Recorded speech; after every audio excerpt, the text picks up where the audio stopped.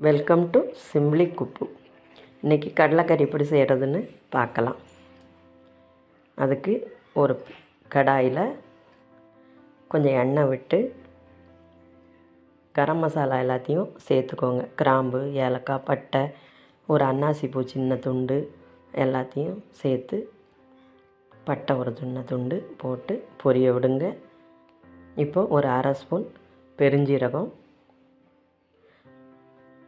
ஒரு அரை ஸ்பூன் ஜீரகம் எல்லாத்தையும் சேர்த்து நல்லா பொரிய விடுங்க. ஒரு சின்ன ஏலக்காயும் அதில் சேர்த்து நல்லா பொரியட்டும்.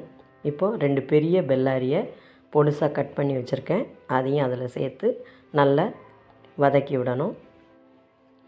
அது பாதி வதங்கின உடனே ஒரு பூண்டு பல் 3, ஒரு சின்ன துண்டு இஞ்சி, ஒரு சின்ன மிளகாய் எல்லாத்தையும் சேர்த்து நல்லா வதக்கிட்டு பெரிய தக்காளி 2 தக்காளியை அரிஞ்சு அதில் சேர்த்து நல்லா கிளறி கொடுங்க.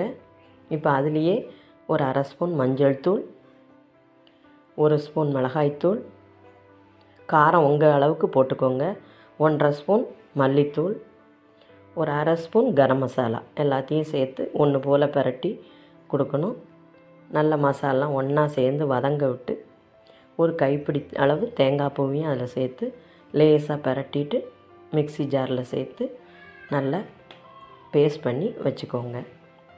இப்போது ஒரு கடாயில் எண்ணெய் ஊற்றி ஒரு சின்ன பெல்லாரியை பொடுசாக கட் பண்ணி சேர்த்து அதை நல்லா பரட்டி கொடுக்கணும். பரட்டி கொடுத்துட்டு நம்ம அரைச்சி வச்ச விழுதை அதில் சேர்த்து நல்லா ஒன்று போல் பரட்டணும். நல்லா வதக்கி கொடுங்க. இப்போது அதில் நம்ம வேக வச்சுருக்கிற கொண்டக்கடலையும் அதில் சேர்த்துறணும். சேர்த்துட்டு உங்களுக்கு தேவையான அளவு தண்ணி சிப்பமே சேர்த்துறணும். நான் அந்த அவிச்ச தண்ணியும் அதில் சேர்த்துருக்கேன். நமக்கு தேவையான அளவு தண்ணி, உப்பு எல்லாத்தையும் சேர்த்து செக் பண்ணிக்கோங்க.